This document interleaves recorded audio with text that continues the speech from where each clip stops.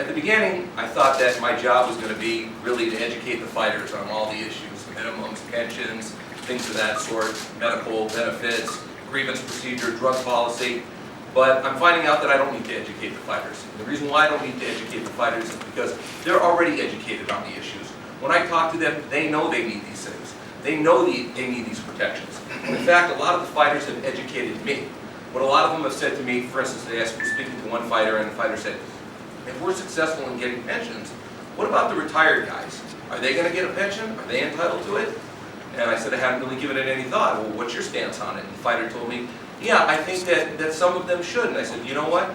I said, the union's going to be run by the fighters. And if the executive board of fighters come up and they say, you know what, we vote on this and we think that we want to take care of the retired fighters, and there's money now in the coffers of the union because we're sharing in the licensing or sharing in the media revenue, then I would follow their instructions, I would follow their orders.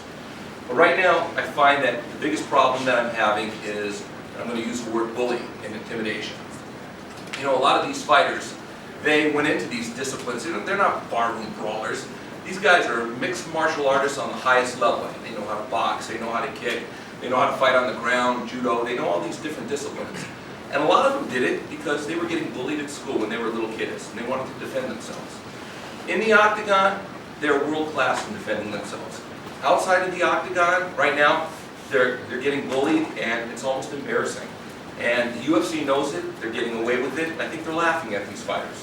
And something has to change, and something has to change now. So all I'm asking to do is to have the fighters empower the group that I've assembled and put together to give us an opportunity to go ahead and teach them how not to be bullied. The same way how they learned not to be bullied at school when they learned judo or kickboxing and they learned how to box, to give us that opportunity. You know, I was thinking right now, when I was on my way over here, if there was a meeting amongst baseball, basketball, football, hockey, the UFC, all the top executives, they were all in a boardroom and they were all talking shop. And there's one common theme there in that they all have a union but the UFC doesn't. And I think the UFC knows that sooner or later this has to happen. It's inevitable because it can't keep going on like this. So sooner or later this will come into existence. And I want the fighters not to be afraid, not to be intimidated by the UFC. I want them to empower us and the group that I've put together to give us a chance to be able to combat that through collective bargaining. Currently it's just UFC because they roughly have about 600 fighters under contract, and they're really the premier league. I'm not saying that at some point in time in the future that might not happen, but right now we're just targeting the fighters that are under contract with the UFC. They're all very approachable, they're all very nice, very kind, they're all aware, they're all knowledgeable. Actually, as far as trying to educate them, I think my job has been very easy. They know, and as I said, some of them are even educating me. But the common theme is that they're all afraid. And it was something I wasn't prepared for. I didn't even give it any thought. Like, these guys are not afraid. They're not afraid of anything. But outside, you take them outside the octagon and they're afraid. And the UFC is winning right now. And if it doesn't happen now, I mean, when is it ever going to happen?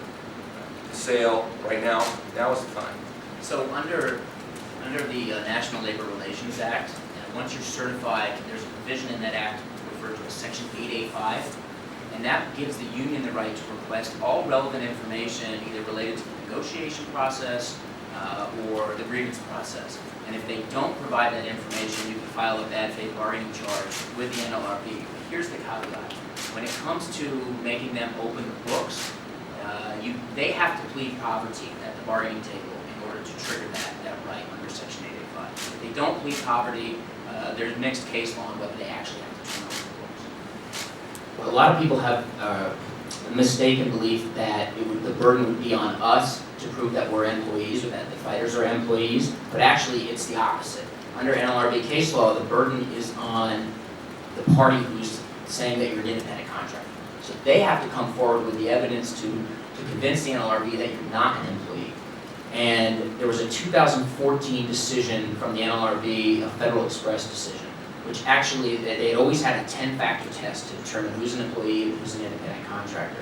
In 2014, they actually expanded that and they added an 11th factor, which is the individual's ability to earn a living outside of, here would be the UFC. And of course, that extra factor is going to lean strongly in our favor, because obviously you're not allowed to go fight anywhere else if you're under contract with the UFC. So with that 2014 decision, it actually became easier to prove employee over independent contractor status. Now, with that said, the board changes with the party that's in the White House. So come next year, if we have a Donald Trump presidency, the board could change and their case law could change. But right now, it's in our favor. So what's the plan for fighter representation? You know, in baseball you have teams and team representatives. It's an individual sport, so how does that shake out for fighters? Basically the same thing. On every team in the major leagues, they have one player rep and then they have an alternate. I'm looking for fighters that are passionate, take these issues to heart, they care about it, they're very cerebral about it, and the fighters will vote amongst themselves as to who they want their representatives to be, and to how big the board should be. I'm thinking maybe 13 fighters or so, could be more, could be less, but I'll let the fighters decide that, because I want the fighters who are going to be the ones that are running the union. We're just the instruments of the fighters, that's all.